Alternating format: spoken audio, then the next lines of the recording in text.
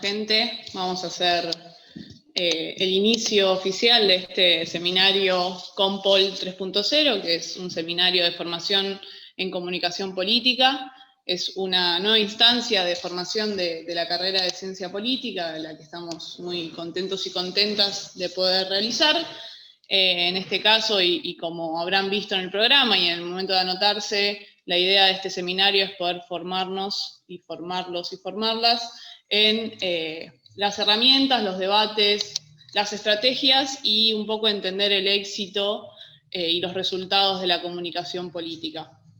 Obviamente, por la cantidad de inscritos e inscritas, entendemos que esta es una temática que creció mucho, que está creciendo mucho en nuestra disciplina, y podemos observar que además no es solo un interés de estudiantes de ciencia política, sino también de graduados y graduadas, y no solo de nuestra carrera, sino también de otras carreras de nuestra universidad y de otras universidades de la región, podemos decir, porque tenemos algunos inscriptos internacionales, como ya habíamos visto en las jornadas de ciencia política que sucedieron en septiembre.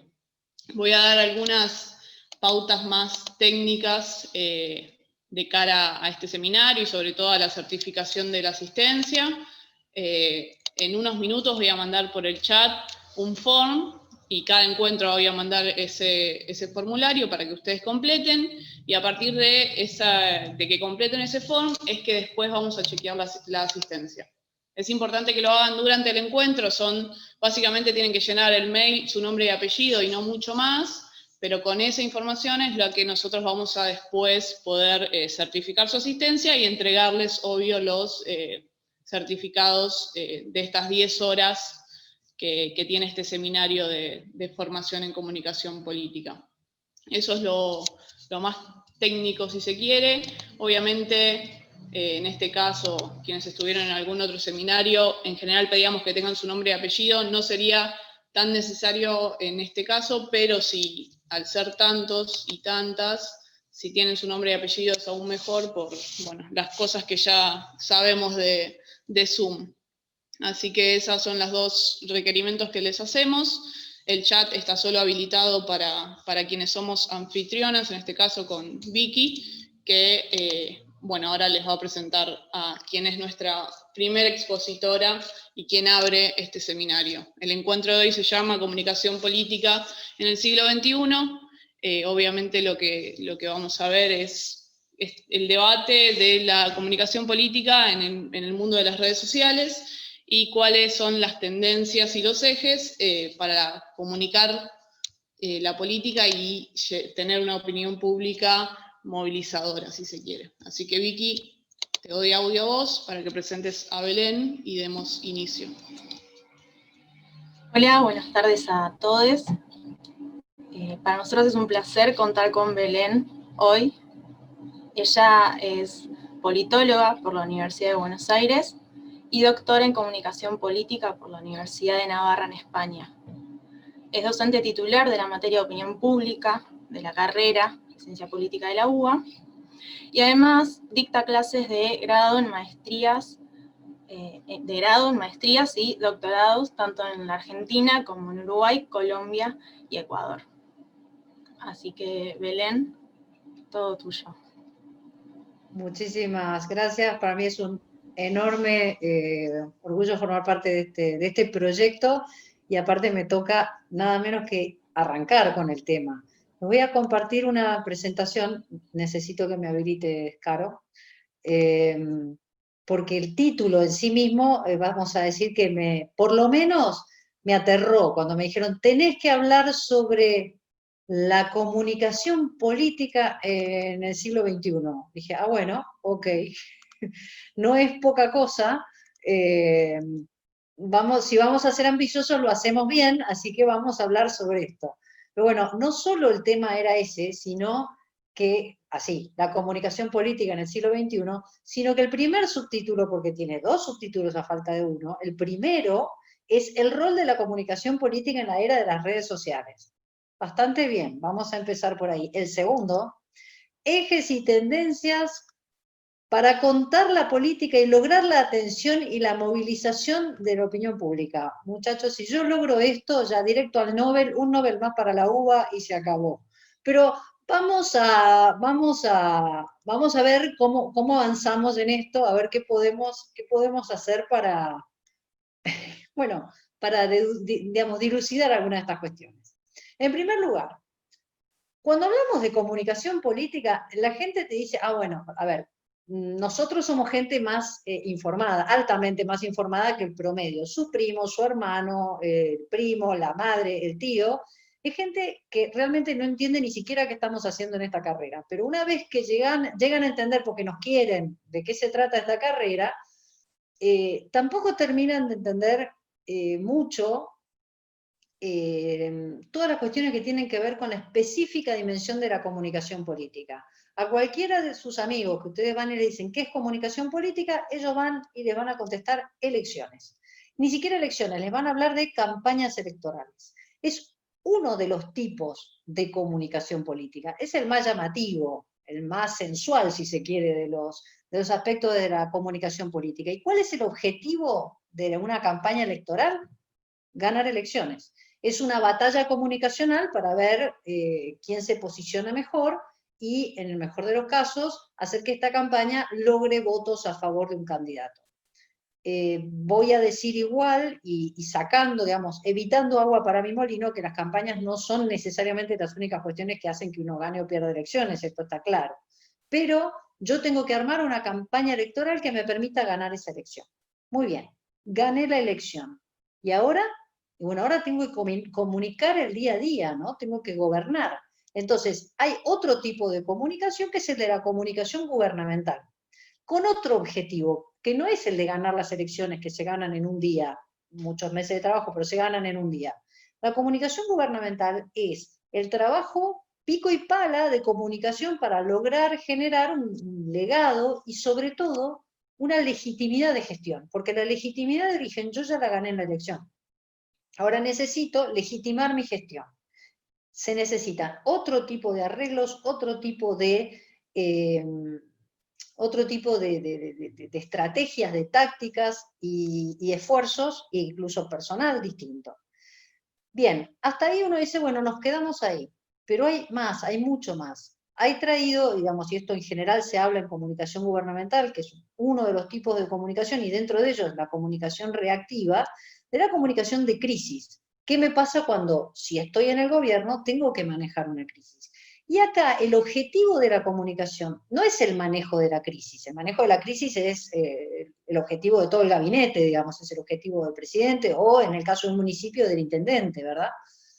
Pero si yo, pasando a una analogía muy básica, que es la que siempre uso, si yo estoy en un gobierno y lo que hay es un gran incendio, físicamente un incendio, el de comunicación o la de comunicación que está trabajando en el tema, no se va a encargar de tomar la manguera y apagar el fuego. Va a explicar que quien gobierna asignó una cantidad de efectivos para ir a apagar el fuego y además facilitó una cantidad de camiones de bomba y hay aviones hidrantes, en fin. Lo que hace la persona de comunicación es preservar la imagen institucional e individual, o sea, y del individuo que maneja la institución. Obviamente, en ese intento lo que uno trata es lograr calma en la sociedad, que la sociedad vaya acompañando, etcétera, etcétera. Pero quien maneja la comunicación de crisis no es quien maneja la crisis, es una de las personas del equipo que maneja la crisis, pero es otro tipo de comunicación política específico.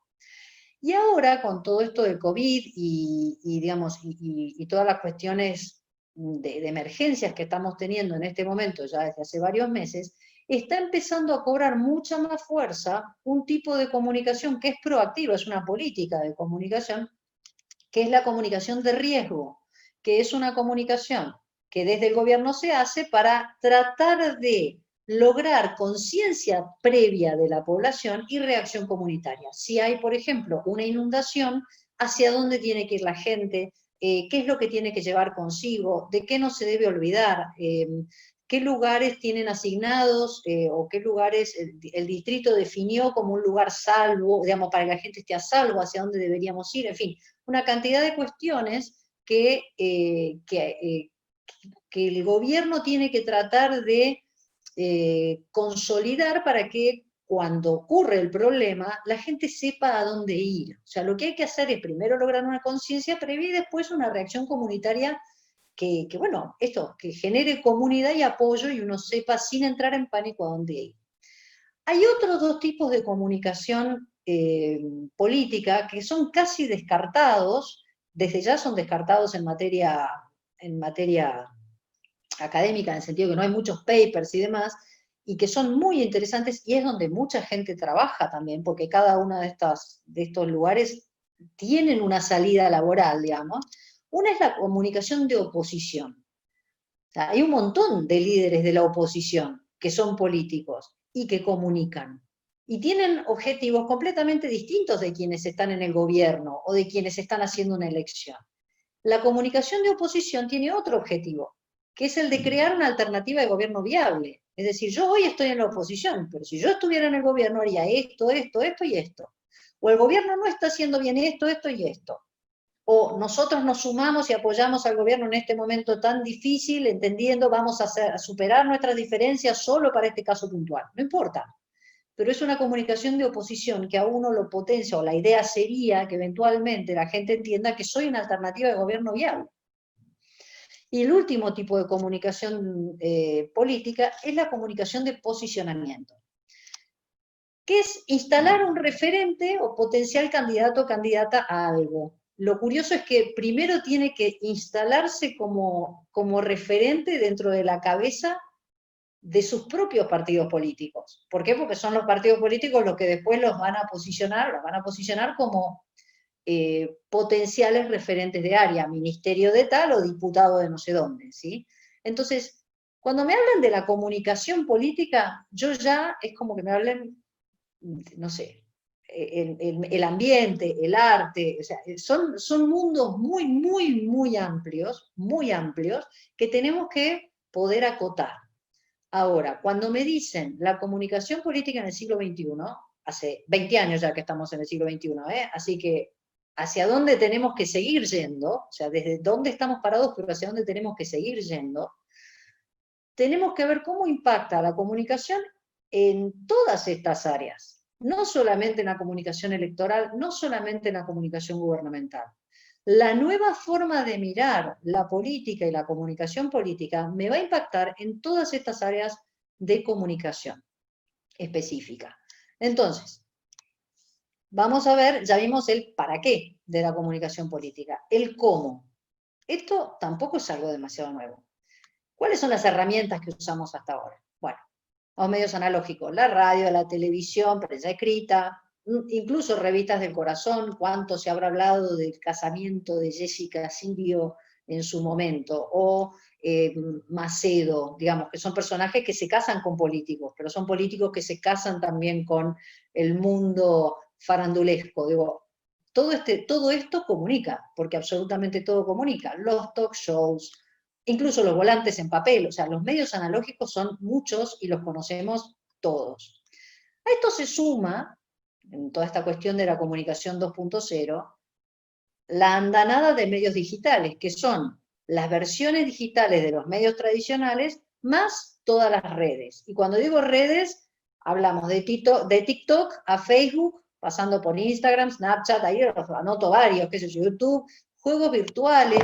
A ver, la semana pasada la teníamos a Alexandria Ocasio-Cortez jugando a la Among Us con 500.000 seguidores, ¿sí? Mientras editorializaba y decía, digamos, qué opinaba sobre esto y lo otro, y sobre que era mujer y que tenía un contexto latino y que era joven, etcétera, etcétera. Se recontraposicionaba mientras jugaba. O sea, el mundo gamer, el mundo de los chicos que estaban jugando ahí, que son muchos, la estaban escuchando hacer política, y aparte la siguieron 500.000 personas en pocos minutos. Antes de ayer, Alicia Keys se encontró, ya que estamos en plenas, estoy usando ejemplos estadounidenses porque la semana que viene tenemos uno de nuestros platos fuertes del sector, que son las elecciones en Estados Unidos. Pero Alicia Keys se encontró con Kamala Harris en el aeropuerto de Arizona, es una cosa rarísima, y le hizo una entrevista, tuvieron una entrevista en un vivo de Instagram, en el momento, o sea, son cuestiones obvias que ya estamos dando por sentado, pero que no les digo hace 30 años, a 37 años cuando digamos, cuando entramos a la democracia, hace 5 años eran impensables. Entonces, todas estas cuestiones se van incorporando. Todo esto pasa a ser el pan nuestro de cada día, que es bastante obvio para quien tiene 22 años o para quien tiene 17 y bastante poco obvio para quien tiene 65. Y no tiene por qué ser obvio para la persona que tiene 65 o más, o menos incluso, ¿no? Pero lo que es habitual para unos no lo es para otros. Estamos muy segmentados etariamente con respecto a esto. Después están los viejos medios presenciales, que siguen siendo importantes. Las acciones en territorio, la vía pública, los timbreos, los actos, caravanas. Hace un par de años, hace un par de elecciones, y en la elección pasada, no en la de este año pasado en Uruguay, sino en la anterior, en la que Pepe Mujica salió presidente, hubo una cantidad enorme de flash mobs en las plazas públicas de la gente del Frente Amplio, por ejemplo. Era muy interesante de ver, no eran redes, pero estaban, digamos, pero eran acciones presenciales, en territorio. Los festivales, los banderazos, por supuesto, los debates presidenciales.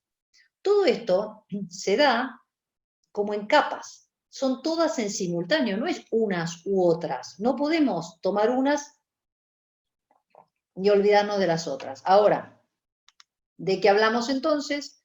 Del famoso transmedia storytelling, ¿no? Esto de que todas estas herramientas tienen una lógica específica, tienen un público específico y tienen un lenguaje particular, tienen maneras especiales de comentar algunas cosas y en algunos casos hay algunas redes o algunos medios analógicos o algunos actos presenciales que son mejores que otros para ir sacando a la luz algunos aspectos de la campaña. Entonces no podemos dejar ninguno de ellos de lado, pero tenemos que usarlos a todos siguiendo específicamente las características de cada uno de estos soportes.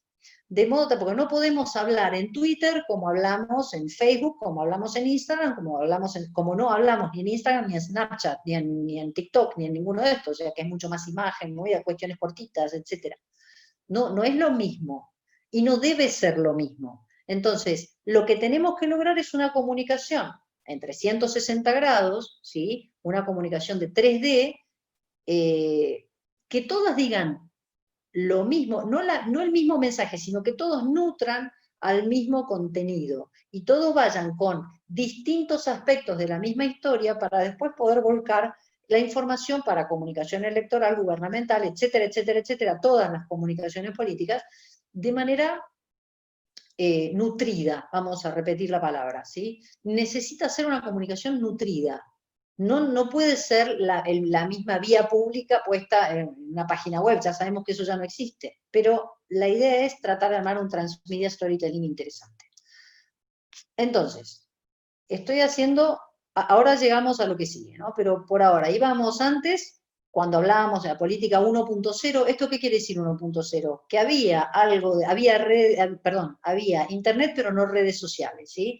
Entonces, había comunicación de la élite al público, y ahora esto va de muchos emisores a muchísimos receptores, y ni siquiera sabemos a quién estamos llegando. El factor de cambio de la comunicación en los años 80-90 fue la televisión, claramente ahora son las redes sociales, con toda la comunicación más horizontal, y esto es interesante, me faltaron las comillas al principio, es una cita de Antonio Gutiérrez Rubí, que dice que la política tradicional ya no puede controlar ni negociar el hecho informativo. ¿Por qué? Porque antes eran la clase política que hablaba con el medio de comunicación, y quién era entrevistado y quién no era entrevistado, y organizaban la agenda pública, con peleas, con discusiones, con acuerdos y desacuerdos, pero eran los dos actores que marcaban la cancha en materia de temáticas. Ahora ya no. Entonces, todos estos cambios se han ido dando en todo este tiempo, con potencialidades y desafíos.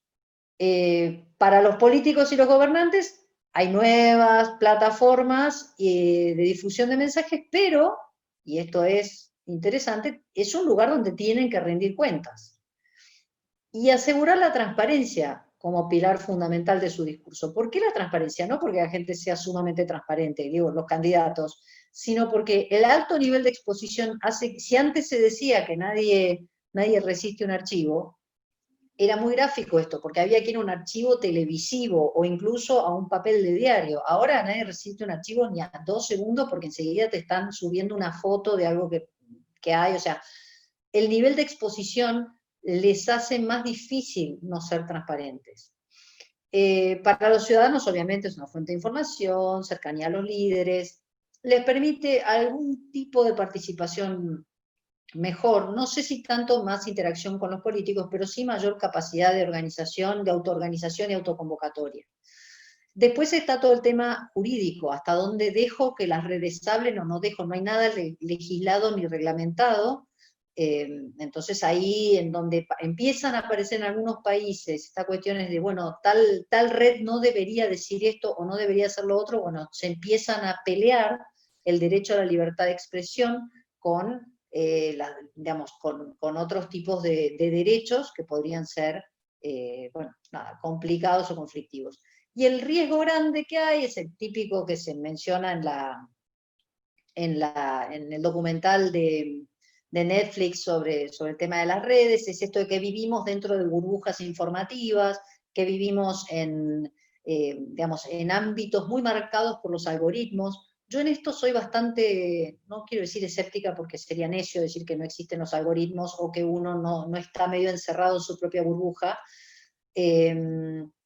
pero yo creo que ninguno de los medios te determina la forma de pensar. De hecho, en ciencias sociales nada determina, es un mantra que me van a oír decir cada vez que me escuchan, en ciencias sociales nada determina, todo te puede condicionar, por supuesto, pero nada te determina. ¿Por qué? Porque uno no solo es lo que ve en las redes sociales, sino también lo que come, lo que ve cuando sale a trabajar, lo que, si tiene trabajo, si no tiene trabajo, las vivencias personales, en fin, toda una cantidad de cuestiones que ayudan a que uno defina el voto, no por lo que uno tiene en sus redes va a definir esto. Y eso, digamos, lo digo yo que tengo en mis redes un nivel de esquizofrenia rarísimo porque sigo a todo el mundo. Entonces, claro, las redes me mandan mensajes de lo más conflictuados porque no tienen claro ni a quién voto, ni a quién no voto, ni quién me gusta, ni quién no, porque me gustan todos. O sea, yo sigo a todo el mundo. ¿Por qué? Porque me divierte la comunicación política, pero es cierto lo de las redes, pero yo creo que condicionan, pero no determinan. Como todo, como absolutamente todo. Bien. Entonces, acá hay dos o tres cuestiones, un personaje que es el community manager que quiero traer a cuento para después seguir a los futuros desafíos. Entonces, el jefe de prensa era el que antes era el personaje importante en las campañas. Digo campañas electorales porque es más gráfico, pero acá también me permito hablar de la gente de comunicación en comunicación gubernamental, ¿verdad? O sea, en comunicación política el jefe de prensa era una figura fundamental. Ahora el community manager es tan importante como, o más importante que, dependiendo el personaje, el jefe de prensa. Tiene que permitir una presencia exitosa en redes, no solo existir, sino ser. Esto a veces es difícil de explicárselo a los candidatos mayores, que saben que tienen que estar, pero no saben cómo estar activamente, no saben por qué tienen que estar tuiteando cosas, o por qué tienen que estar poniendo cosas en Instagram, porque no es una red en la que se sientan cómodos. Bueno, para eso está el community manager. Esto de la posibilidad de escucha activa en redes, el tema de la escucha activa es súper importante, es una herramienta que se está usando y que permite saber que si hay una persona que se queja por problemas de inseguridad o que ha dicho que tiene algún tipo de inseguridad o de miedo o lo que sea, mientras que hay otro vecino que, por ejemplo, es muy pro temas ambientales, si el intendente del lugar o el jefe de gobierno de la Ciudad de Buenos Aires o lo que sea, hace un tema de seguimiento de redes y escucha activa, es muy probable que en la época de poda lo que haga sea enviarles de poda de árboles, digamos, va a ser, es muy probable que le llegue a la primera persona que estaba con problemas de seguridad un mensaje que diga, esta es la temporada de poda, estamos podando los árboles de tus cuadras, para que haya más luz y estemos todos más seguros, mientras que al vecino, al que le gusta la cosa ambiental, diga, bueno, esta es temporada de poda, queremos garantizar la salud de los árboles y de la vegetación de nuestra ciudad, etc. Y esto se hace efectivamente, todo lo que es escucha activa se hace, es un dato, no es un potencial, esto se hace hoy. Y se hace en todos los niveles de la comunicación política. Obviamente esto de que cada red social tiene su propio lenguaje, ya lo dijimos. Entonces, este señor Hidalgo dice, bueno, a ver, el community manager político tiene algunas funciones, es interesante tenerlas en cuenta. En primer lugar, tiene que definir y mantener la identidad digital del partido o del candidato o candidata. O sea, tiene que ser coherente. Esto de la famosa huella digital. La identidad digital tiene que ser clara y el community manager está para garantizar esto. Tiene que poder trasladarle al equipo que está gestionando la comunicación todos los asuntos que sean interesantes para la agenda. ¿Qué es lo que está viendo que la gente está diciendo? ¿Sobre qué temas no podés no hablar? Hay muchas veces que más que nada, más que la opinión de la gente, que uno la puede anticipar de algún modo, a veces hay temas que a la gente le interesan y que el equipo político no sabe que le interesan, y el community manager tiene una gran oreja puesta en las redes y funciona para eso. Por supuesto, elaborar y ejecutar la estrategia online, y conocer y dialogar con líderes, conocer y permitir que la gente conozca y dialogue con los líderes de opinión. Esto es importante, ¿sí? ¿Por qué? Porque, digamos, son funciones específicas y cada una de estas funciones que tiene el community manager le suponen tácticas concretas que se tienen que montar en una estrategia comunicacional integral que tenga el gobierno o el partido que esté intentando ganar algún cargo. ¿Y qué es lo que no tiene que hacer el community manager? Negociar, es decir, no puede decir, bueno, si me dan 1000 likes, entonces yo les prometo que vamos a presentar tal ley. Obviamente el community manager no puede hacer una cosa así. Es un personaje que tiene que ceñirse a las estrategias pautadas. No puede hacer excepciones en este sentido, no puede decir, bueno, a este le contesto tal cosa. No, o sea, lo que se organizó y lo que se pensó es lo que se maneja. No puede adelantar reacciones políticas, no puede decir, bueno, vamos a votar tal cosa, no se puede decir cuál va a ser la movida política de la persona a la que está representando, no puede hablar a título personal, manejan la comunicación o de una institución, que puede ser un partido o una agrupación, o de un ministerio, o de la persona que está liderando estas instituciones. Así que no puede hablar a título personal, estoy diciendo obviedades, pero a veces las obviedades hay que decirlas. Entonces, sobredimensionar la influencia de la red tiene que entender, el community manager a veces se la cree, vamos a decirlo muy en criollo, y tienen que entender que no es todopoderoso ni la red que está manejando es todopoderosa. Y no debe nunca desestimar o dejar de lado la estructura y la jerarquía del partido, porque si no pasa esto que siempre ocurre en las campañas sobre todo, que es que el gurú de la comunicación no puede llevarse bien con el partido político que está apoyando al candidato o a la candidata, es un disparate. Entonces, en esto el community manager tiene que ser lo suficientemente astuto. ¿Bien? Entonces, nada de lo que dije es nuevo, nada, absolutamente nada de lo que dije es nuevo. Entonces, ¿dónde está la novedad en todo esto? ¿Dónde entra el famoso concepto de comunicación política 3.0? Y acá es donde vamos al segundo gran subtema que me pusieron hoy, que era ejes y tendencias para contar la política y para lograr la atención y la movilización de la opinión pública.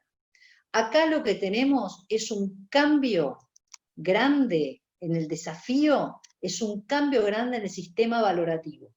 Estamos moviéndonos hacia un cambio de cosmovisión generacional, que no tiene que ver ni siquiera con la ubicación geográfica. Por supuesto, la ubicación geográfica y las condiciones afectan de nuevo, todo condiciona, pero nada determina. Ahora hay un nuevo sistema valorativo que es aquel al que la comunicación política va a tener que tender y va a tener que adaptarse, porque hacia allá estamos yendo, no es nuevo esto, no es nuevo, es algo que se está dando, son las tendencias que se están dando y que la comunicación política todavía está demorando en llegar. En algunos personajes lo manejan mejores que otros. La primera característica de este nuevo sistema valorativo, y esto se aplica a todos los liderazgos, no solo a los liderazgos políticos, la lógica ecosistémica. estamos no solo en un planeta, ya sabemos que hay un señor, una señora que tomó sopa de pangolín, y acá estamos todos medio encerrados tratando de saber qué pasa, estamos literalmente en la otra punta del planeta, ya. Pero no hablamos solamente de un ecosistema físico. Estamos ahora, incluso si nosotros miramos nuestro propio país, estamos todos en el mismo barco, y ya, digamos, es generacional. Las nuevas generaciones, ustedes, lo pueden ver de manera mucho, mucho más clara. No hay forma, uno no vive aislado, uno no puede ser sin el otro. O sea, digamos, las competencias ya se van dando de la mano de otros. La lógica ecosistémica hace que tengamos que pensar cuando comunicamos en cuestiones mucho más integrales, ¿sí? Tratar de conectarnos con todos los actores, con absolutamente todos los actores. Y cuando digo todos los actores, no estoy hablando de otros actores políticos con los que yo no me llevo muy bien y debería hablar, obviamente también con ellos. Estoy hablando también de que quienes están en la función pública tienen que comprender que el tercer sector también puede traer ideas, tiene que comprender que el sector privado también puede traer ideas. Y no lo estoy diciendo solo de tirabombas, digamos. Estoy diciendo, realmente se está moviendo todo de esa manera. Si no, no podría comprenderse los acuerdos por el tema de las vacunas, que son laboratorios privados en conexión con estados, digamos, incluso con organizaciones mundiales. O sea, nuestra comunicación tiene que comprender que estamos en un mundo absolutamente integrado, lo que nosotros hacemos afecta a otros, y lo que otros hacen, incluso en otras áreas que tal vez nosotros no teníamos ni en cuenta, ahora están repercutiendo en nosotros también. Entonces, la relación con todos los actores supone una comunicación muchísimo más integradora, no solo de las minorías, no solo de los sectores desfavorecidos. O sea, que hace un mes o algo así ya se juntaron para hablar los sectores sindicales con los empresarios, sin participación y sin convocatoria por parte del Estado. Y está muy bien que así sea, que hablen.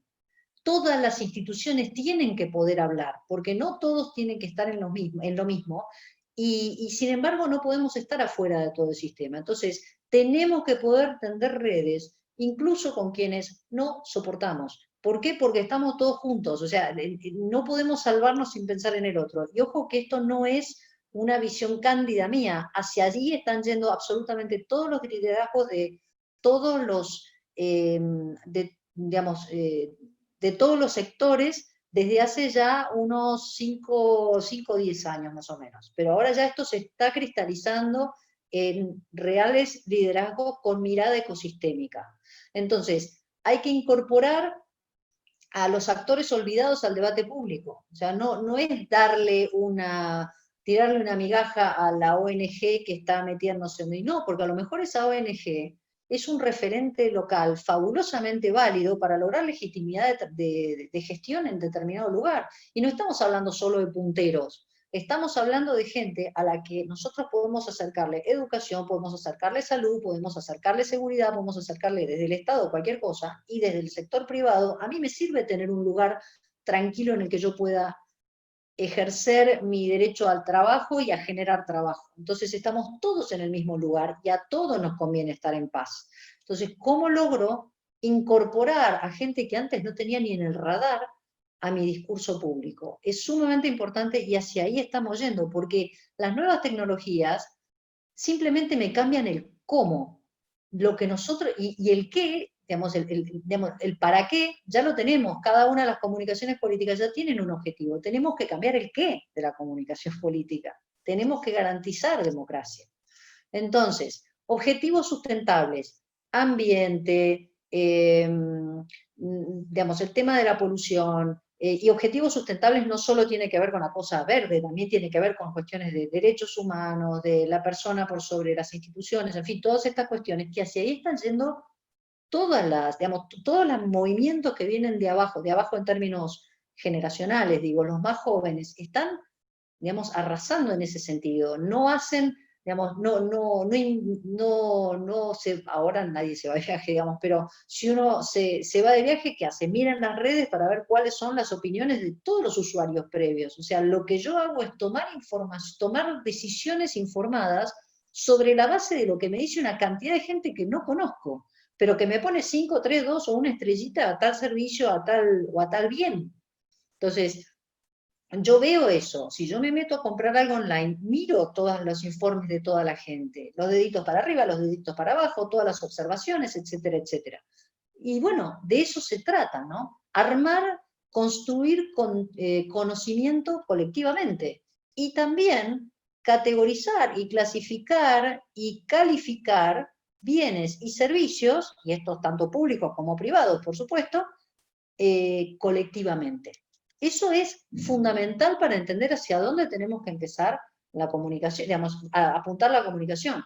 Hay 4 dimensiones del liderazgo. Siempre las dimensiones del liderazgo eran ambiental, social y económico. Ahora se está agregando en todos los niveles que ya no son estatales, sino el sector privado y el tercer sector, una 4ª dimensión que es la dimensión institucional del liderazgo. Entonces, en todos esos sectores, es muy interesante, pues desde el sector público uno se puede linkear con esos actores desde esa 4ª dimensión del liderazgo, que es la institucional. Garantizar la estabilidad, garantizar una cantidad, digamos, las reglas de juego, etc. Los actores están yendo hacia ese lado y la comunicación tiene que ir con ellos. Y una política más feminizada. Raquel Quevedo es una profesora de la Universidad de Valladolid con la que tuve que entrevistarla hace unos días y la verdad que fue sumamente interesante. Ella habla de una feminización de la política, no en el sentido de ni una menos, que también lo agrega, por supuesto, sino en esta cuestión de que ahora los liderazgos tienen como prioridad no solo la buena gestión, sino también esto de la empatía, el trabajo en equipo, el liderazgo no tan verticalista, sino coordinación de equipos interdisciplinarios, miradas, gente en sus equipos de trabajo que tienen profesionales de muy distintas naturalezas. ¿Por qué? Porque dan miradas distintas. Entonces, y por supuesto el cuidado, la importancia de la atención, del cuidado, por eso es que también se lo llama esto más feminizado, ¿no? Esta cuestión de Jacinda Ardern, que nada, nunca dijo una mentira, jamás. Y dijo, cerramos las fronteras, y cerraron las fronteras, no entró nadie más durante un montón de tiempo, y sin embargo su discurso siempre fue empático, siempre fue cálido, siempre fue muy eficiente, pero muy contenedor a la vez. Entonces, hacia ese nuevo sistema valorativo estamos yendo, y hacia ahí es hacia donde todas las herramientas de comunicación política deben empezar a apuntar.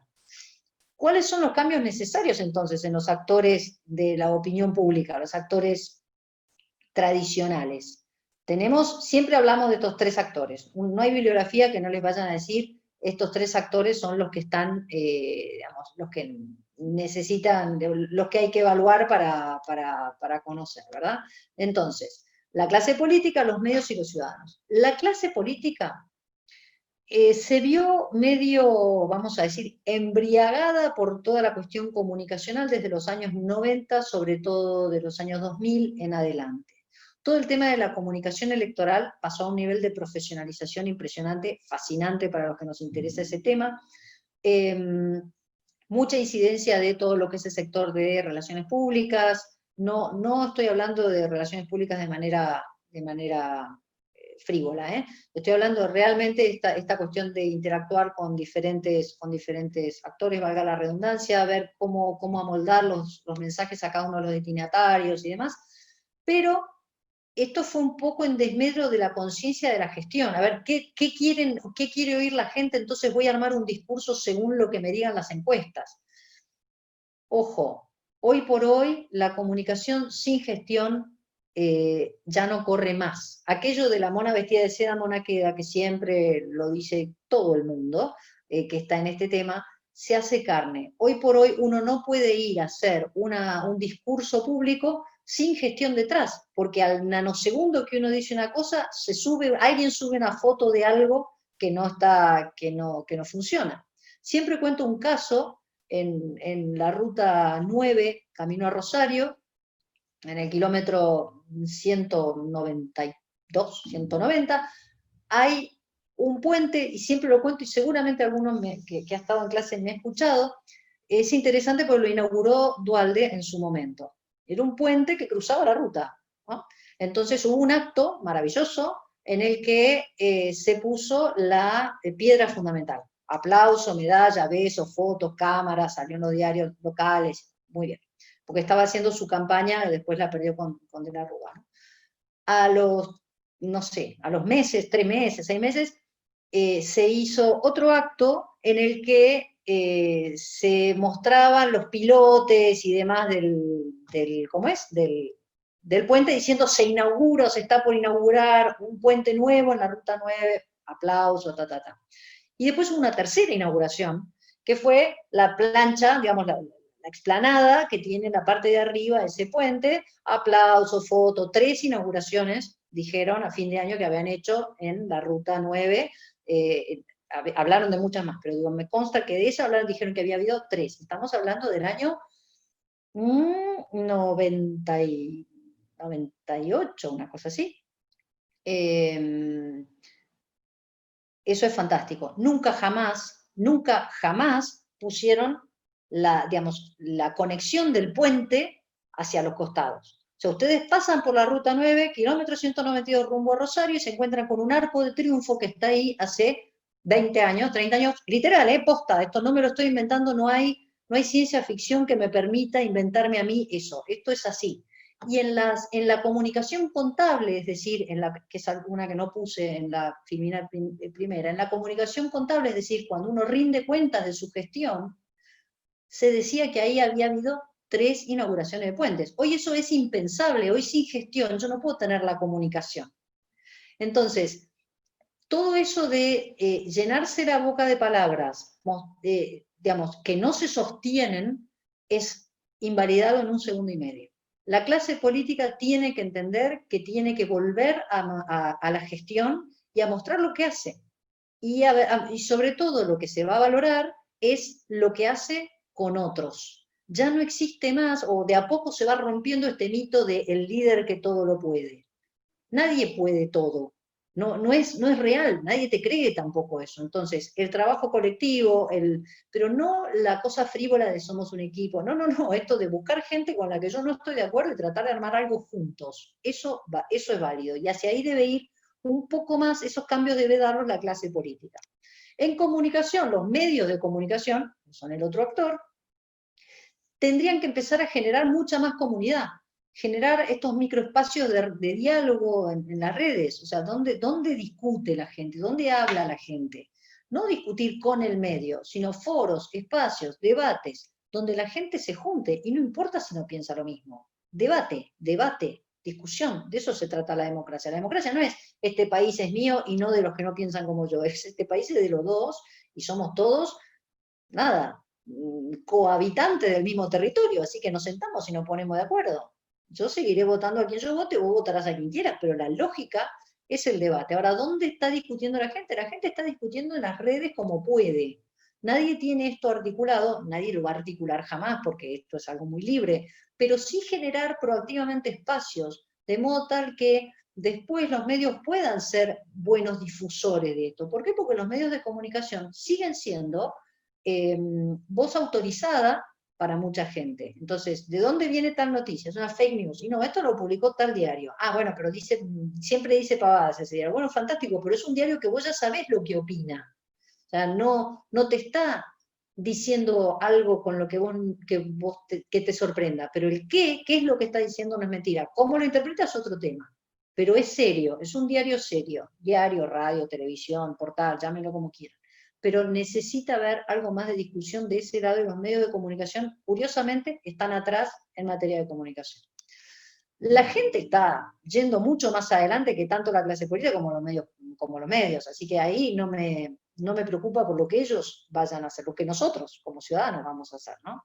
Ahora, tanto la clase política como los medios tienen que generar esta construcción colaborativa del conocimiento público. Esto lo comentó Carlos Álvarez Teijeiro, que es un profesor que yo valoro mucho, que él dice, bueno, si ya estamos en una era de la construcción colectiva del conocimiento, ¿por qué no hacemos una construcción colaborativa del conocimiento público? O sea, ¿por qué no? Es necesario que esto se haga.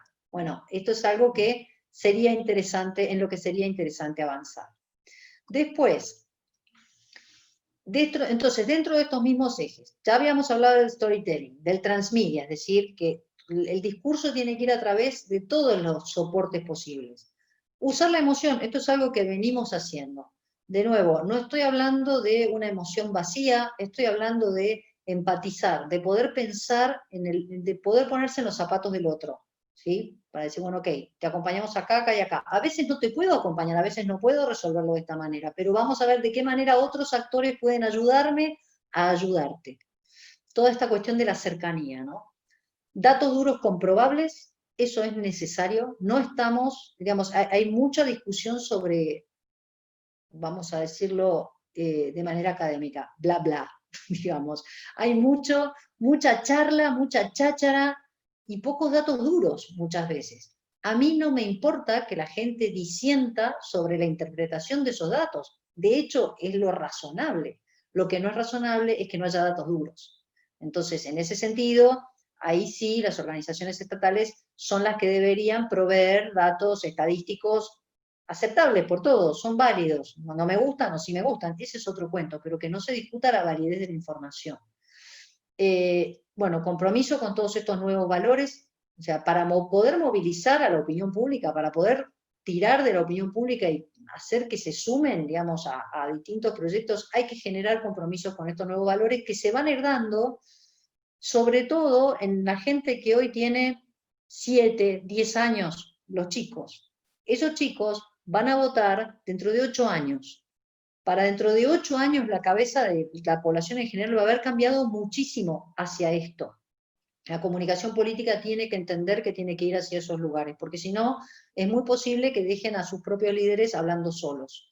Y es muy posible entonces que venga el outsider, que entiende bien cómo se está manejando la gente y pueda, digamos, y pueda aprovechar ese caudal de necesidades de la gente para postularse genuinamente, ¿verdad? Pero bueno, ¿dónde queda el sistema organizado del pensamiento? Tenemos que pensarlo. Transversalidad, inclusión, interdisciplinariedad, estas cuestiones son básicas. Ya estamos ahí, no es algo hacia lo que iríamos tal vez porque se le ocurrió a Belén Amadeo. No, estamos en eso. Entonces hay que poder aplicarlo a la ciencia política, específicamente a la comunicación política.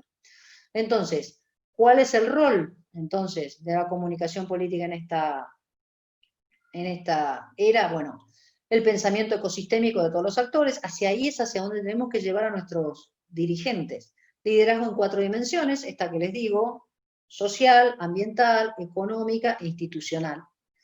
Reconocimiento e inclusión real de otros actores, estoy simplemente retomando lo que venimos diciendo, y explicarles o tratar de llevar a nuestros líderes a manejar atributos que de a poco se van consolidando. Esta idea de proponer un proyecto de ilusión, gestionar la confianza, ¿sí? Que la gente te crea, ¿cuáles son de qué me puedo agarrar para confiar en vos? Eso de que nadie resiste un archivo, bueno, es importante tenerlo en cuenta, ¿no? Por supuesto, es necesario que el liderazgo general entienda de qué se trata la función pública, que sepa identificar la naturaleza de los problemas que la gente tiene, flexibilidad, empatía, control de los tiempos. Los tiempos son clave, a veces hay gente que dice cosas maravillosas en momentos que no tienen nada que ver y entonces se le viene todo en contra. Ojo con esto, el manejo de los tiempos en comunicación es vital.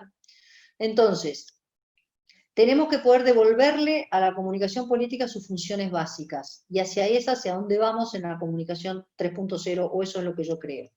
Rendición de cuentas ante el ciudadano, desde ya. Transparencia, esto ya es algo que se viene pidiendo desde la década del 90, y que ahora ya digamos, ya está decantando como algo cada vez más obvio, más evidente. Juego limpio, equilibrio entre las partes, cuidado de las actitudes y los procesos. Esto es, no hagamos las cosas mal, hagámosla bien. ¿Por qué? Porque son las reglas de juego en las que estamos todos de acuerdo. Si empezamos a romper las reglas de juego, todo se convierte en una anomia. Diálogo activo, fundamental. Y por supuesto, discusión genuina del aporte de los valores ideológicos a la vida cotidiana. ¿Qué quiero decir con esto? Que va a haber quienes estén más a favor de la igualdad que a favor de la libertad, y va a haber quienes estén más a favor de la libertad que de la igualdad. Y está bien, es la discusión eterna que tenemos en Occidente desde la Revolución Francesa. Está perfecto. Lo que no podemos hacer es decir todo igualdad o todo libertad. A nadie le gusta un sistema, ni un capitalismo salvaje absolutamente libertario, ni un comunismo rampante que ya vimos que no funcionó. Entonces, no hay libertad sin igualdad o igualdad sin libertad. Podemos priorizarlo, podemos jerarquizarlo, nos puede gustar más un modelo que otro, eso está perfecto.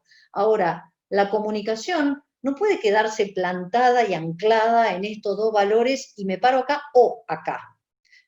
Señores, estamos en un mundo ecosistémico, no hay posibilidad de estar aislados los unos de los otros y además no queremos ser puramente una cosa y no la otra. Nos está faltando sumar el tercer valor de la Revolución Francesa, que es el de la fraternidad, digamos, y de nuevo, no lo digo de manera cándida, para nada, es simplemente sentarnos a charlar.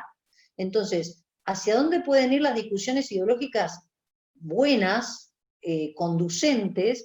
Es aquella de, diga, bueno, ok, desde mi lugar yo pienso que estos son los aportes que le van a mejorar la calidad de vida a las personas.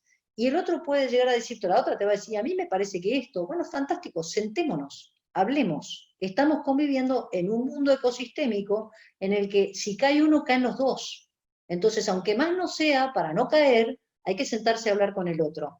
Y eso es algo que ahora se está viendo cada vez más a nivel, digamos, cosmovisión, ya les diría. Por eso es que no podemos dejar que la comunicación política tire abajo estas cuestiones, porque es básicamente bajar la calidad del debate público. Y esto es, como para cerrar, decir, una mejor comunicación política, una comunicación política integral, etcétera, garantiza una mejor democracia, que es a lo que nosotros apuntamos. Así que eso es lo que yo veo, digamos, y es lo que, bueno, se me ocurrió pensar cuando me plantearon esos títulos gigantes que, bueno, que tuve que pensar y que realmente me pareció un desafío bien interesante. Así que muchas gracias. Muchas gracias desde ya, Belén, por la excelente presentación. Algunas cositas que fueron surgiendo en el chat. Por si no les llegaba, ahora vuelvo a mandar el form de confirmación de asistencia.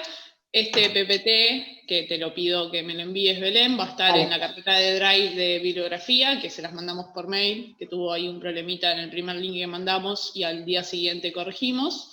Y bueno, como les dijimos, pueden empezar a hacer preguntas a través del chat y nosotros se las decimos a Belén, o pueden solicitar directamente abrir el micrófono y hacer la pregunta en vivo. Ahí, Vicky, creo que ya tenemos una, ¿no? Sí, acá nos preguntan, cuando Belén haces referencia a la rendición de cuentas, preguntan si es solo lo económico o hablamos también de las promesas de campaña. Las promesas de campaña, hablamos de el desempeño en distintos ámbitos, no solo lo económico. Cuando uno habla de rendición de cuentas es más bien lo que vendría a ser accountability, ¿no? Originalmente tiene que ver con esto de la cuestión económica, pero es aplicable absolutamente a todas las dimensiones de la gestión, a todas, a cada una de las carteras ministeriales que uno maneje, y si uno maneja un humilde municipio, perfecto, a eso. No para nada tiene que ver, no para nada, no solo tiene que ver con lo económico, tiene que ver con toda la gestión. Uno debe rendir cuentas. Bien.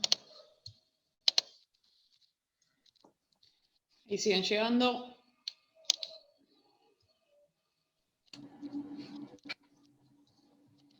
Preguntan, ¿cuál es el...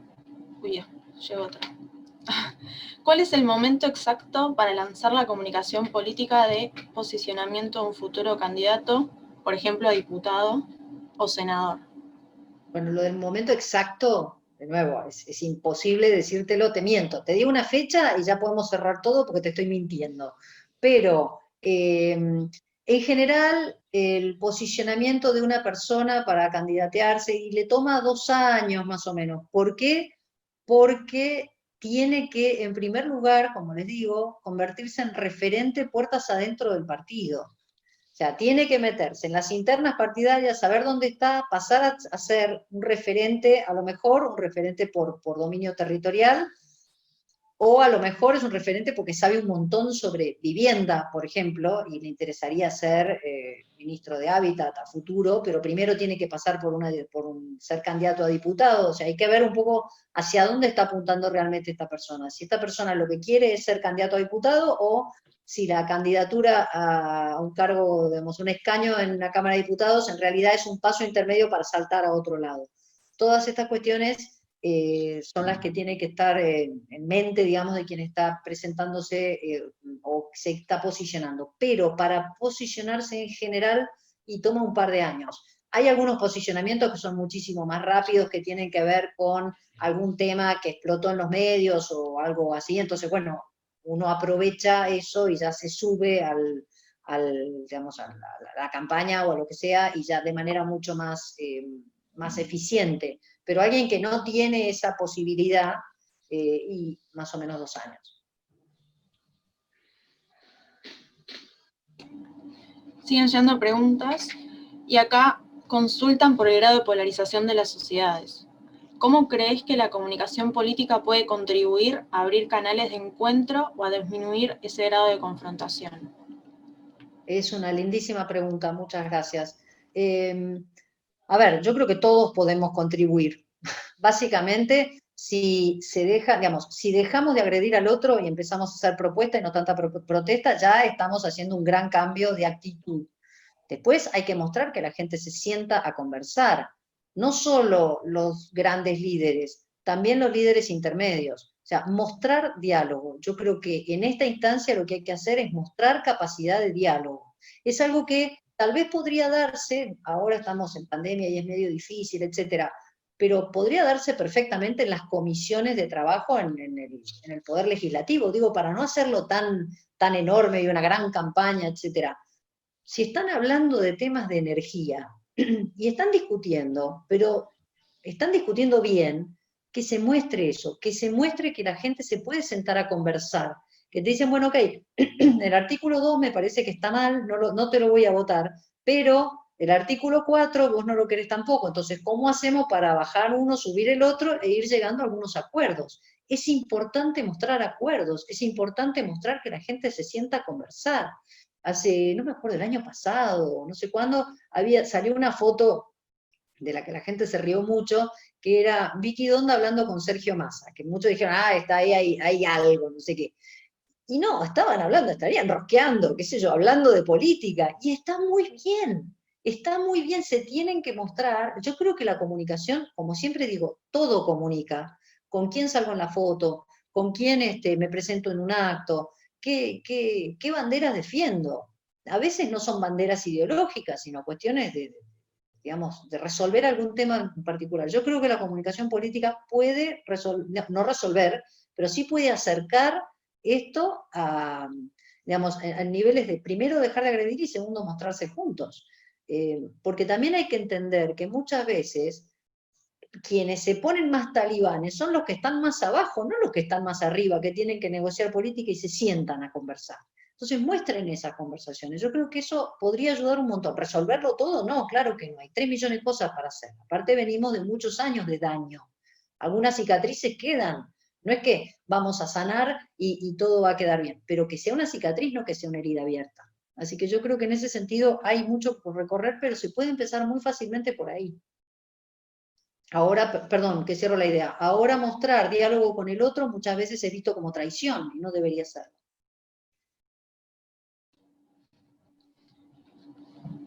Preguntan por qué partido o dirigente pondrías como arquetipo en materia de comunicación política exitosa. No me preguntan nada. La verdad, no sé. Hoy creo que les pongo a todos un 3, así se los digo. A todos los bochos, me parece. por H o por B. A veces tenés un partido que se porta bastante bien en materia comunicacional y tiene un líder que es un desastre, o al revés, ¿verdad? No me parece que estén en este momento yo creo que están más alborotados que otra cosa. Creo que al comienzo de la pandemia fuimos todos mucho más civilizados desde el punto de vista comunicacional, y me pongo en primera de plural para incluirnos, y a todos nosotros que estamos acá dentro, en estos 118 que estamos hoy acá, estamos todos en la misma.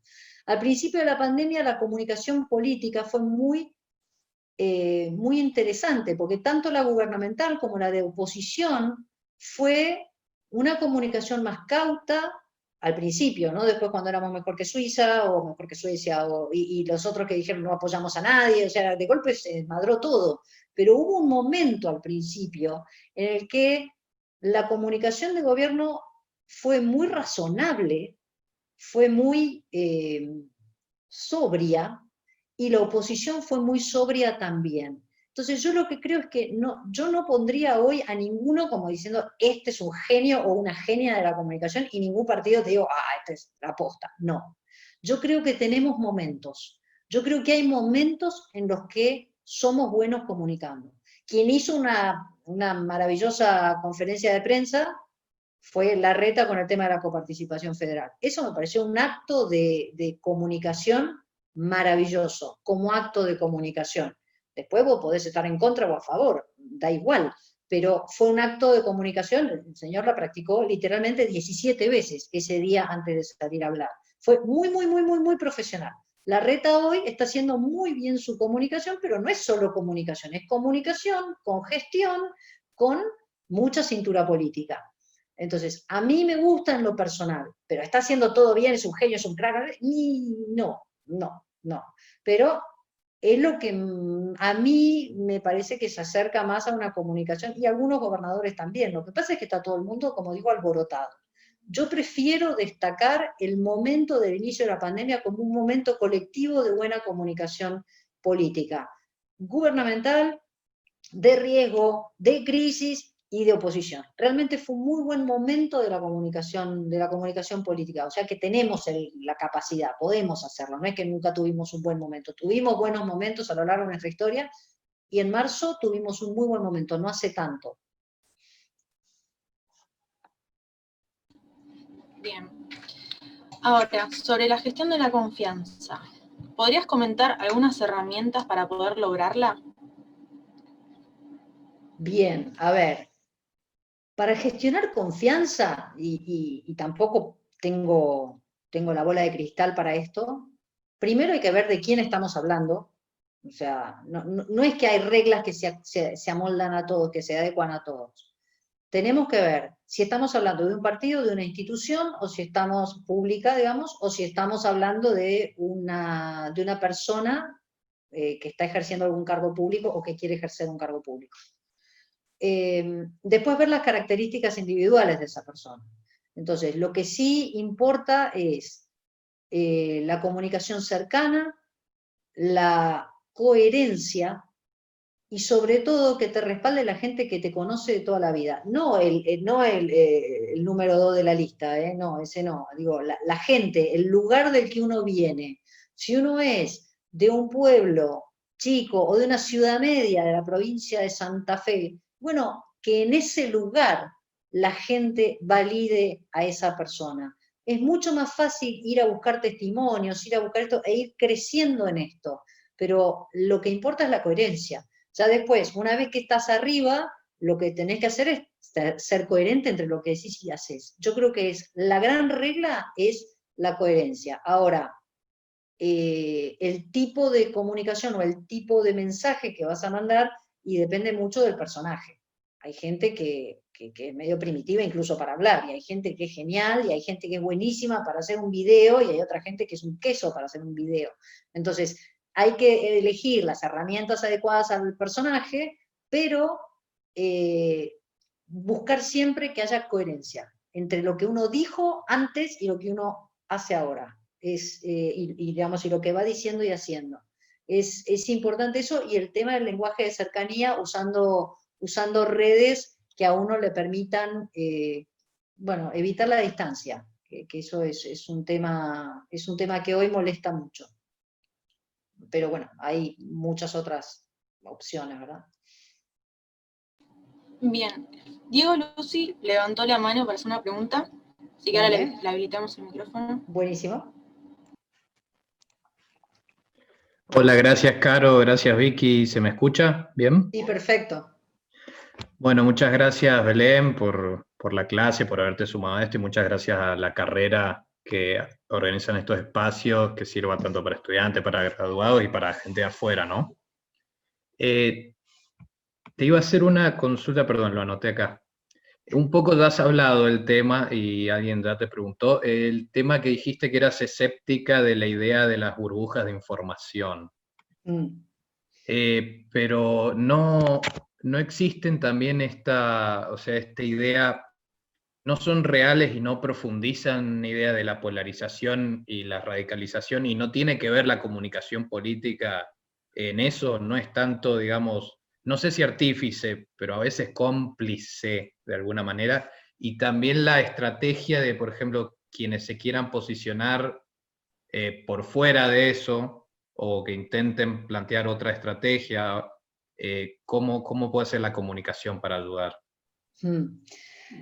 A ver, yo no es que, gracias Diego por la pregunta, está buena. La cosa no es que yo no creo que no hay burbujas, no, sería decir que no creo que hay árboles, o sea, las burbujas existen, digamos, los algoritmos están, es un dato, es un hecho. O sea, no digo que no existen, digo que no te determinan, digo que por supuesto te condicionan. Y cuando hablamos de que si hay gestiones de comunicación que apuntan a esto, vos dijiste cómplices, sí, creo que sí. No te estoy negando nada de todo eso. Lo que yo creo es que condicionan y no determinan. Uno no vive solamente a través de lo que le dicen en el celular todos los días. Yo creo que hay otros estímulos que uno recibe. Obviamente uno se siente muy cómodo con noticias que no niegan lo que uno piensa. O sea, uno prefiere ratificar lo que uno ya cree y ya considera que es un dato, que es un hecho, entonces también me hace sentir muy bien, y estoy pensando no en nosotros, de nuevo este grupo de gente que es tan freak de la política y de la comunicación política que estamos acá, digamos, una tarde, a las 4 de la tarde, hablando de este tema. No estamos hablando de nosotros, estoy hablando de toda la comunicación, digamos, toda la opinión pública en general. No a toda la gente le interesa la política, solamente te pido que mires a tu familia cercana. O sea, a la gente no le interesa la política. En el mejor de los casos están enojados con los políticos, entonces van a ir recibiendo info, sí, efectivamente, sobre la base de lo que han ido buscando en las redes, pero que es raro que sea específicamente un tema de política. O no digo que sea raro, pero no es habitual. Los titulares de los medios, por supuesto, contribuyen a esto que vos decís, de todos los medios, y no es lo mismo seguir Página 12 que seguir La Nación. Nunca lo ha sido, no es que es nuevo esto. Efectivamente, esto te viraliza un poco más estas tendencias o estos hábitos más que tendencias, pero para que la gente empiece a seguir un político, y viste, es mucho trecho eso, para que la gente empiece a seguir específicamente gente que se dedica a eso, no es tan fácil. O sea, yo me puedo remitir a mi familia cercana y que siguen políticos, te los puedo contar con los dedos de media mano, con mucha suerte, y eso me incluye a mí. Y además yo tengo gente muy diversa, ya digo, sigo en mis redes a gente de lo más diversa, lo cual genera un estrés a la burbuja y al algoritmo de las redes bastante importante, pero no influyen tanto en la vida cotidiana. Sí creo que inciden, sí creo que afectan, pero yo creo que es mucho más la dimensión emocional que toman esta polarización, la tiene mucho más por la persona que está sentada al lado y con quien yo debato, que lo que me pueda llegar a decir una red, un medio a través de las redes. Es mi idea, o sea, yo no creo que la gente siga Del mismo modo que en su momento se hablaba de la aguja hipodérmica y se pensaba que los medios tenían este poder mágico de inocular, por eso se llama la aguja hipodérmica, de inocular información y opinión en la gente, porque la gente era una tabla rasa. No, o sea, para mí eso no existe y tampoco existe hoy. Uno no va siguiendo el celular como un zombie, no, para nada. O sea, uno opina, paga, etcétera, y eso que nosotros somos hiperinformados y sí vamos a buscar la opinión y la reacción de fulanito en Twitter, a ver qué tan rápido contestó, etcétera, etcétera. Pero eso somos nosotros que estamos mal, porque nos interesa esto. Pero la gente normal, vamos a decir, no es tan maleable para mí. Y de hecho nosotros somos los menos maleables porque ya sabemos lo que pensamos digamos, y no nos va a cambiar nada lo que nos digan. O sea que yo creo que todos contribuimos a la brecha y creo que todos podemos no hacerlo, pero no creo que nadie te venga a marcar la cancha de una manera tan grande que vos no puedas pensar por vos mismo. No lo pienso, creo que no. Quiero creer. Ahora preguntan por algo más actual sobre la pandemia y si considerás que la gestión de riesgo en materia comunicacional fracasó. Bien. A ver, para decir que hay un fracaso, tenemos que haber cerrado todo el ciclo. Entonces, todavía no lo cerramos. Yo creo que pudo haberse dado una mejor comunicación de riesgo. El caso uruguayo es maravilloso en ese sentido, maravilloso. Tienen 53 personas fallecidas, 53. Creo que si llegan a 55 es mucho. La semana pasada tenían 51, o sea que no sé si llegan a 55, estoy segura que no. Pero claro, me van a decir, bueno, pero son poca gente. Y bueno, son 3 millones, igual que en la Ciudad de Buenos Aires. Tampoco es tan disparatado. Pero lograron un discurso muy sobrio, muy claro, que iba muy de la mano con una gestión sanitaria que funcionó y que iba de la mano también de un apoyo de todo el arco político que también funcionó y se pudo mantener. Acá es donde vuelvo a decir, la mona vestida de seda, mona queda. Con comunicación de riesgo solamente no haces mucho. Tiene que haber también una fuerte coherencia con los resultados de la gestión sanitaria. O sea, si vos decís una cosa y después pasa otra, y además tenés una cultura política bastante díscola, porque vamos a decir, muchachos, que no somos digamos, gente que hace exactamente lo que le dicen, entonces, bueno, se complica la cosa. Entonces, por eso es que yo puedo explicar que el uruguayo funcione. ¿Por qué? Porque son pocos y porque son mucho más disciplinados que nosotros. Nosotros, aparte, somos 45 millones de personas en distritos completamente distintos los unos de los otros. Digamos, en un momento la pandemia estaba enfocada en un solo lugar digamos, geográfico, pero después se empezó a mover. ¿Y por qué? Porque la gente se movió. Entonces, funcionó mal, es un desastre. Yo creo que todavía no lo podemos decir porque estamos todavía en tránsito. O sea, decir que esto ya está es mentira, porque seguimos hasta que no nos vacunemos todos.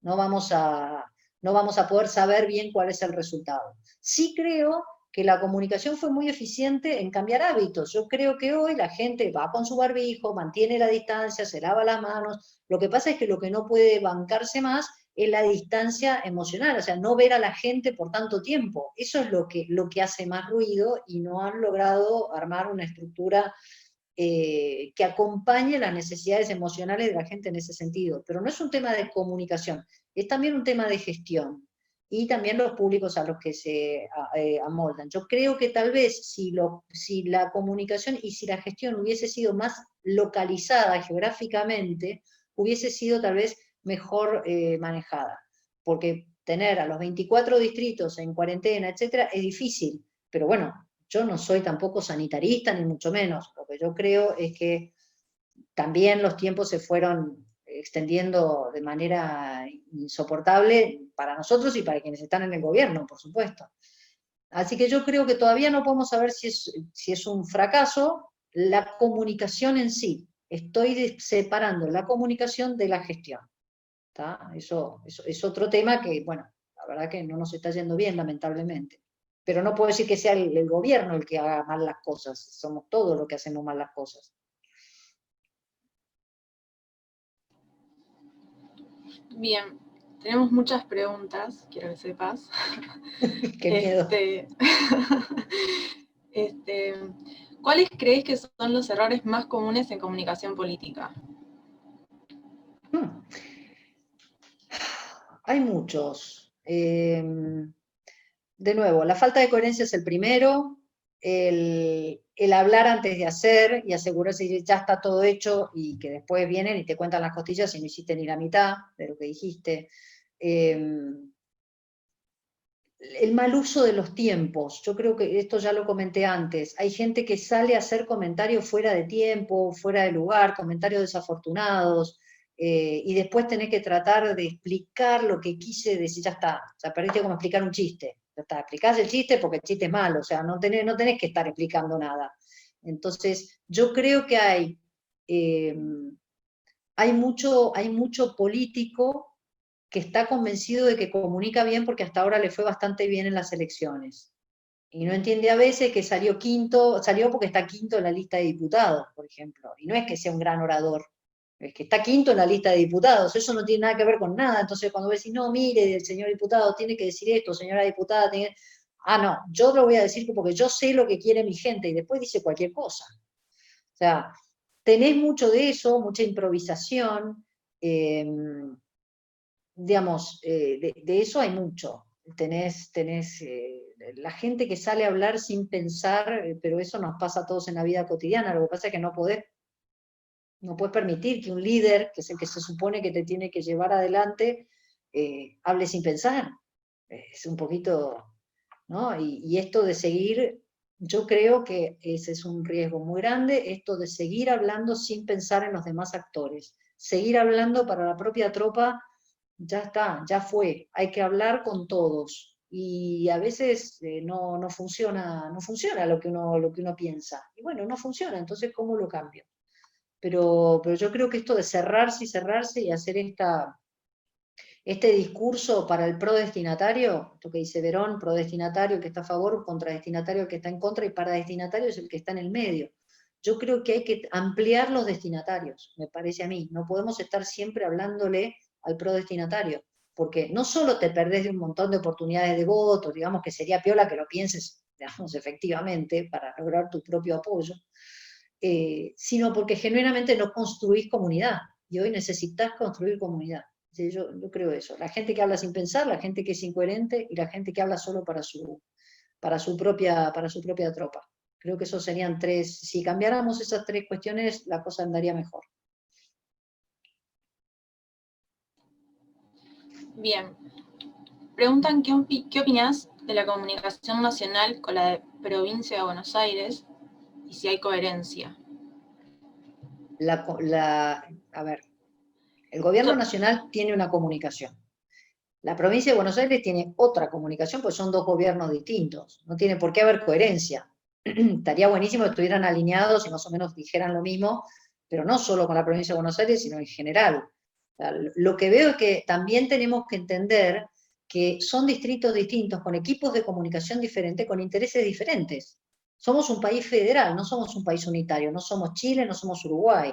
Entonces, cada provincia es un universo y hace que su equipo de comunicación sea más o menos profesional y se adecue más o acate más o menos el comentario o la comunicación del gobierno nacional. Hay que ver qué es lo que dijo el gobierno nacional. O sea, si le dijo a Kicillof, Axel, vas a decir esto. Hay que ver si él quiere decir lo que dice el gobierno nacional. Tiene muchos otros frentes. Así que no puedo hablar de coherencia entre dos instituciones que son distintas entre sí.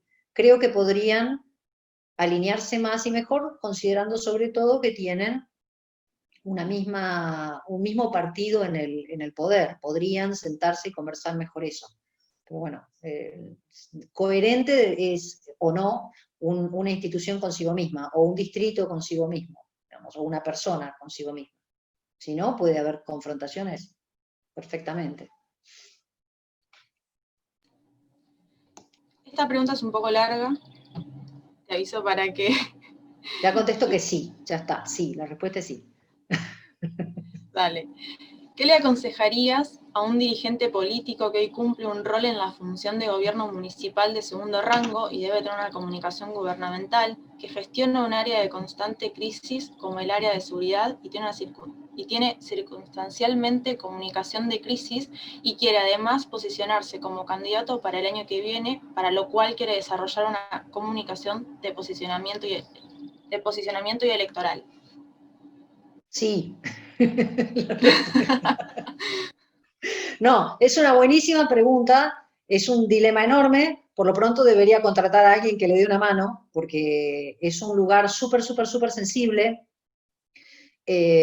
no solo por el ámbito de seguridad, sino porque también las políticas municipales pueden ser áreas, terrenos de batalla muy ásperos para llevar adelante.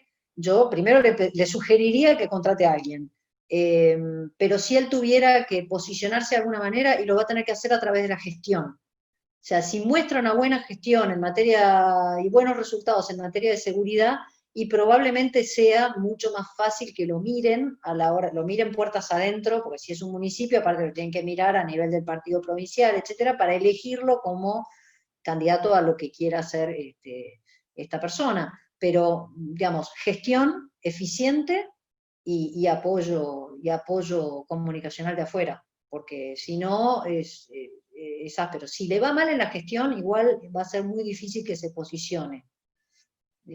Por eso les digo que hoy la gestión, la comunicación viene de la mano de gestión, sobre todo si estás a cargo de la gestión, porque rápidamente te pueden decir, pero vos estuviste a cargo de tal cosa y fuiste un desastre, entonces no hay cómo remontarla. Tendría que poder construir algún tipo de, no sé, foro, no, odio la palabra foro, por eso la estoy usando, pero digo, un espacio de reunión con todos los que son sus pares a nivel de otros municipios o de la región, para ponerse en plan líder de la sección, de la provincia o lo que sea, en ese terreno, o sea, para lograr visibilidad de alguna manera. Entonces, a lo mejor generar algún espacio de liderazgo de esa naturaleza.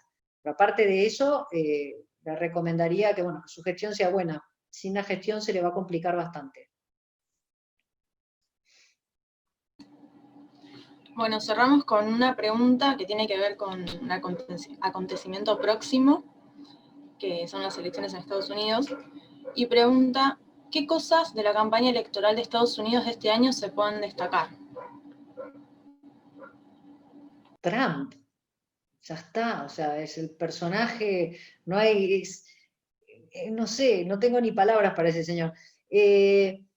A ver, por supuesto, la designación de Kamala Harris me parece un hallazgo, me parece muy interesante. Lo que es curioso es el otro día yo veía un videíto de TikTok en el que un republicano de California decía, bueno, ¿ustedes quieren votar a Biden? ¿Saben lo que va a pasar si gana Biden? Que él se va a enfermar y entonces va a asumir Kamala Harris. Yo soy de California y Kamala Harris en realidad no va a estar, y los que van a estar manejando el país son los demócratas de California. ¿Y saben lo que hicieron con la cuarta economía del mundo? La hicieron puré, hay hombres, hay esto, hay lo otro. Habló pésimo de la gestión de los demócratas de California. Me pareció brillante. ¿Por qué? Porque el hecho magnífico que tomó Biden, que agarró una mujer joven, de color, etcétera, cumplía con todos los parámetros con lo que él no cumplía, lo que él no le podía aportar a la fórmula, se lo aporta Kamala Harris, que aparte es súper conocida, es una senadora muy, muy reconocida. Este demócrata decía en nada, 15, 20 segundos, lo que dijo fue: ustedes voten a los demócratas, y en realidad Biden ya está muerto, o sea, ni siquiera lo dejó asumir, directamente dijo Kamala Harris, y además dijo, y ni siquiera ella, son los demócratas de California, los demócratas de California, o sea, ni ella tiene poder, sino que son oscuros funcionarios del Partido Demócrata de uno de los estados los que van a manejar todo el país. Digo, este ping-pong que tiene la campaña estadounidense me parece riquísima desde el punto de vista comunicacional. Por supuesto, los memes son una fiesta y los debates son otra fiesta. A mí me pareció muy interesante cómo se manejó el circo aquel del debate. es bueno como saber, digamos, que el debate en Estados Unidos lo organiza una organización no gubernamental, no lo organiza ningún partido, ni el gobierno, ni es una ONG que organiza los debates desde hace 30 años. Y bueno, digamos, tuvieron un primer debate que fue un desastre, y el segundo debate directamente no se hizo el tercer debate. Para mí eso siempre son fiestas, los debates para mí son puntos altos bien interesantes, pero todo lo que gira en torno al personaje este, que es medio una caricatura de sí mismo, me parece apasionante, pero sin duda el golpe más interesante para mí fue el nombramiento de Kamala Harris. Bueno, habrá que ver cómo se dan las cosas, ¿no? Pero me pareció un puntazo bien interesante de la campaña. Bien, quedaron algunas preguntas sin hacer, pero bueno, ya creo que pasaste por todos los temas habidos y por haber, y en todos diste respuestas muy interesantes, así que... No le saqué el cuerpo a ninguna pregunta, que es bastante importante. No. ¿Es eso? ¿Era eso o pasabas el CBU en la próxima? Tal cual.